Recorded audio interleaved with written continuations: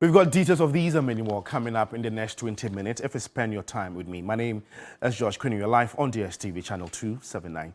Let's begin with health because the Chief Executive Officer of the Kolebu Teaching Hospital, Dr. Opoku-Ampoma, has clarified the recent controversy regarding a proposed price hike for kidney dialysis services at the hospital. In an interview with Alfredo Council on Ghana Tonight, Dr. Ampoma emphasized that the notice of the payment adjustment had been prematurely issued, suggesting that someone had acted hastily in posting the notice without proper authorization. Take a listen. Procedure for undertaking any price increases. Okay. And so at the institution level, the unit that is providing the service would come up with a proposal for a price adjustment based on their input costs. The proposal was then forwarded to Parliament through the Ministry of Health and Ministry of Finance for approval. And it's only when this has been approved that the institution can then apply those charges. But in this case, what happened was that the proposal was on its way to central management, but had not even got to central management when there was a jumping of the gun and somebody put up a notice prematurely. And so when this was noticed, a directive was issued from the Director of Medical Affairs to the department to ask them to suspend and revert to the old price regime till the new one is approved. Now, unfortunately, it was captured and then put on social media. It went viral. So the impression is that we had approved that increase and we were now backtracking, but that is not the fact.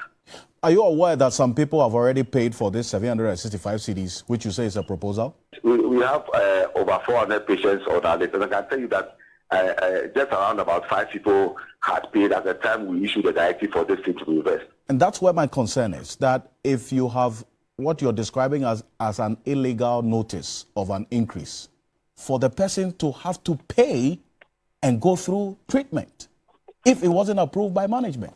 I don't know where you are going with your line of questioning, because I've told you what happened. This is an institution, and there's a unit. The unit has got a certain approval. Then the people, because they were the ones who worked on the proposal and submitted it, somebody was under the impression that this has been accepted, and this, which is erroneous, and that has been corrected.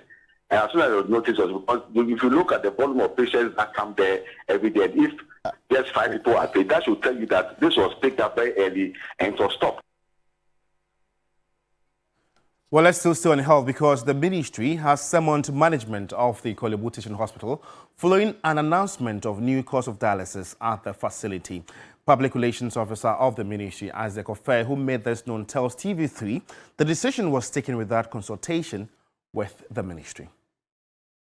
They have not even brought any proposal to the ministry for consideration and onward forward to Parliament for approval.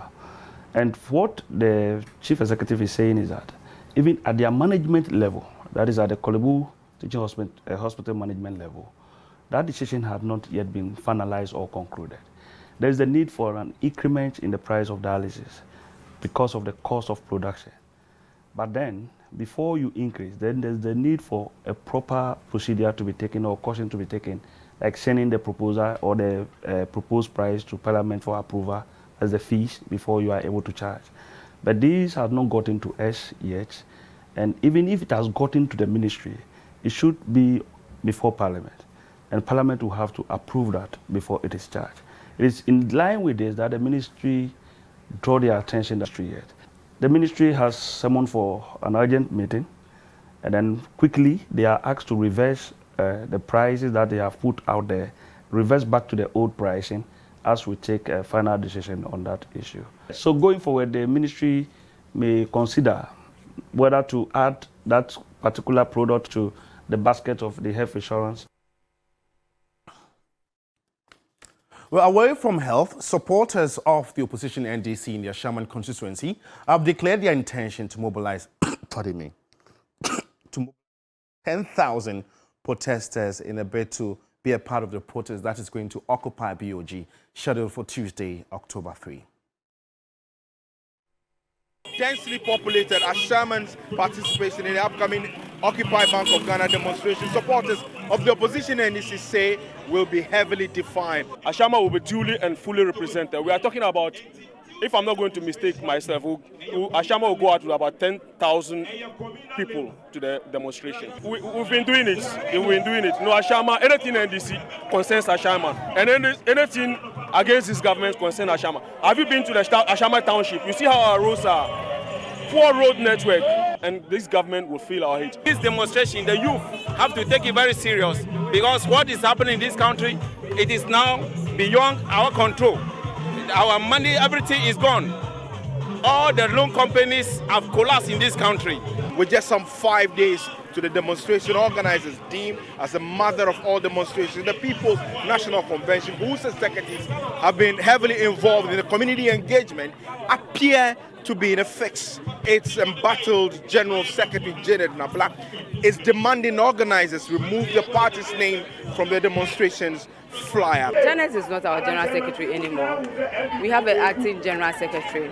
She's trying to revive her dying political career with Arise Ghana by trying to associate herself with it for the general public to think that she's important. I am the national women organizer and I'm speaking on authority. As we speak, Balame Kankang, the Greater Accra chairman, whom Janet has also decided to make the national chairman and even leader of the party, is part of this event.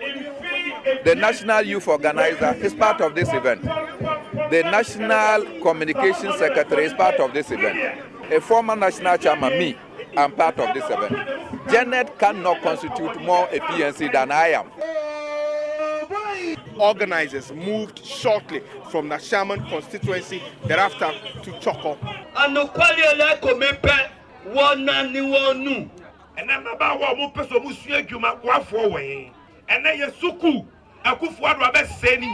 You see, everybody, the malams, the imams, everybody is quiet. That is what I'm saying. We are not angry enough.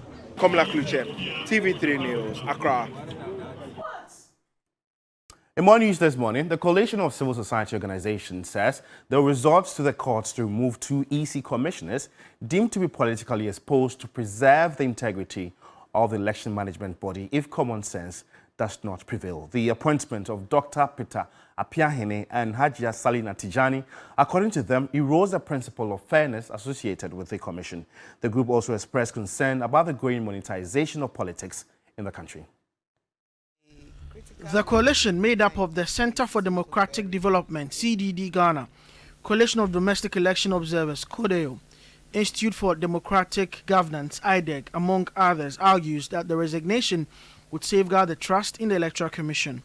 The President's appointment of Dr. Peter Apiahene and Hajia Salima Tijani sparked public concern, prompting the NDC to petition the Council of State. The appeal is a better way of kind of stepping back rather than forcing the issue into it, going to court, and because sometimes legalization of these kinds of issues doesn't help.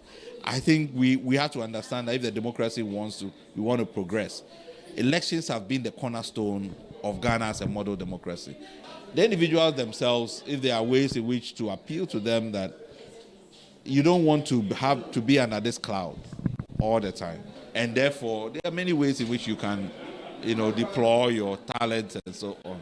And why don't you do that? I've gone through the electoral system with the iPad, and most of the appointments in the previous years were skewed. So if we put it in the public domain that Mr. A or B has been found as a lecturer, a TESCON patron, so the entire electoral process should break down, I beg to differ. Director for CSO Engagement of the NDC, Peter Boama Otukono, expressed concern over the silence of civil society and the media regarding the attempted politicization of the Electoral Commission. We have raised concerns. We raised thorough concerns. Nothing was done. He has performed. We have seen his posture, yet nobody was supporting the cause. Nobody said anything. CSOs were quiet. And now the Electoral Commission is justifying its insistence on the use of the Ghana card as the sole document for voter identification. It follows what the Commission says is the high number of minor registration recorded at 8 district centers over the last 16 days. Addressing the media, Deputy Commissioner Dr. Bosman Asari cautioned against the registration of minors. My colleague Noble Crosby Annan has the rest of the story. Let me begin by reiterating the Commission's avowed commitment to ensuring that every qualified Ghanaian is registered as a voter to take part in the 2023 district-level elections and the 2024 general elections. The Commission is desirous of registering everyone who is eligible. We reiterate that it is not our intention to disenfranchise anyone. We wish to assure all qualified persons that we have increased the number of kits in our district offices to accommodate the large numbers at the registration centers. The Ghana card is seen as a potent tool to prevent the registration of minors and foreigners. The Ghana card shows the age and citizenship of the bearer of the card, making it easier to identify those who are minors and those who are foreigners.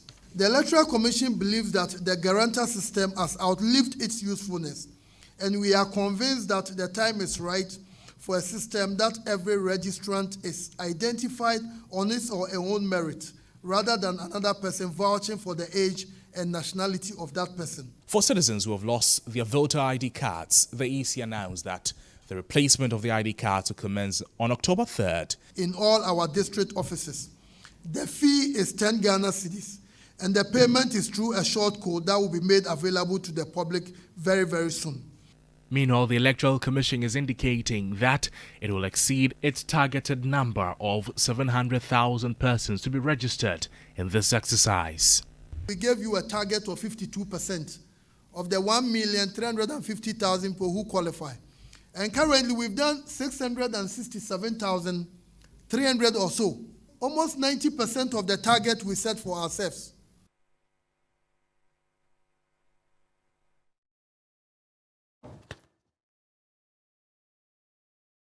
And if you're just tuning in, you're watching the Morning News on New Day with me, George Quinn. In more news this morning, the Trades Union Congress, TUC, says it would seek legal interpretation at the Supreme Court over the restriction of security officers from unionizing. The TUC Secretary General, Dr.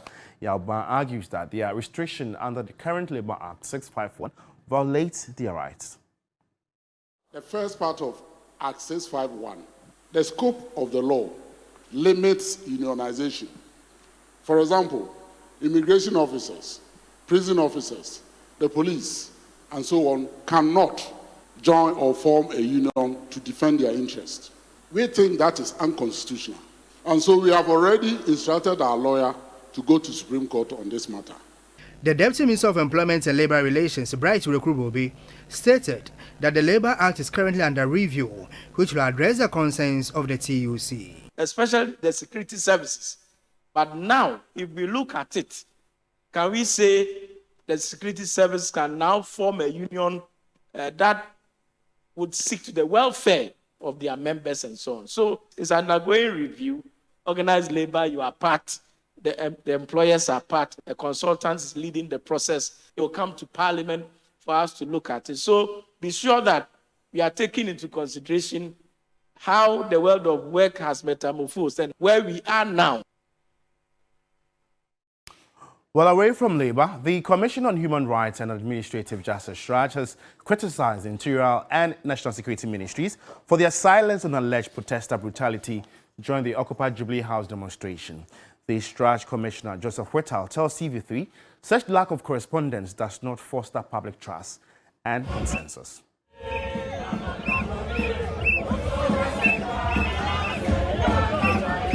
Hundreds of demonstrators in Accra held a 3-day anti-government protest against poor governance and economic hardships, accusing police of abuse, harassment and suppression after 49 suspects were arrested for unlawful assembly and Public Order Act violations.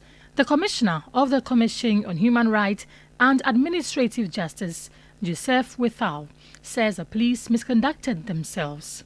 In a democracy, rule of law should be the basis for determining how the police and the citizens relate.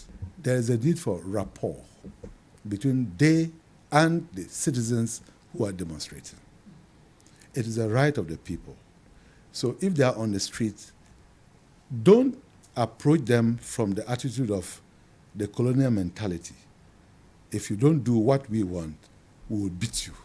No, that is completely out of the way. That's what happened.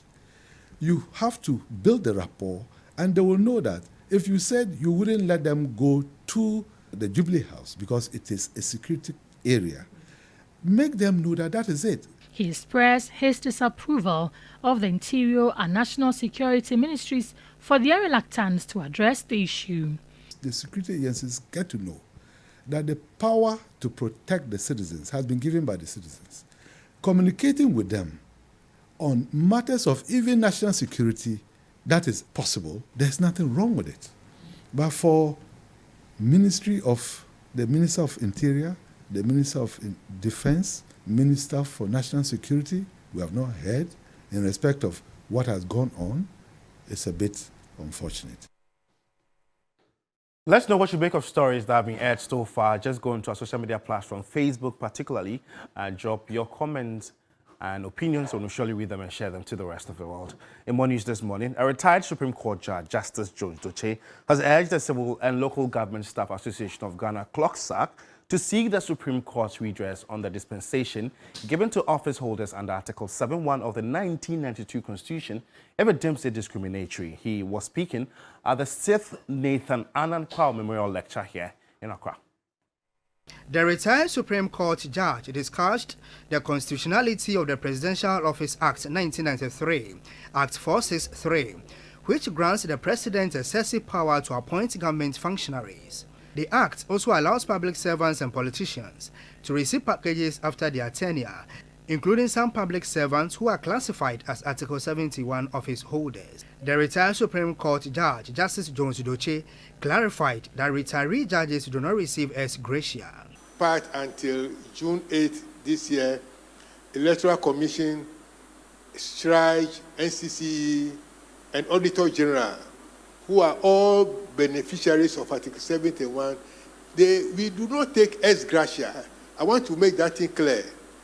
We do not take ex gratia because we have permanence. We stay in office until your stated age of retirement. He suggested a comprehensive discussion on the issue, indicating that if feasible, CLOGSAC could seek its abolition through the Supreme Court. CLOGSAC's Executive Secretary, Isaac Bampoado, emphasized the need for an advocacy strategy to abolish the provision. The Presidential Office Act has impeded the growth and progress of the civil service and the local government service.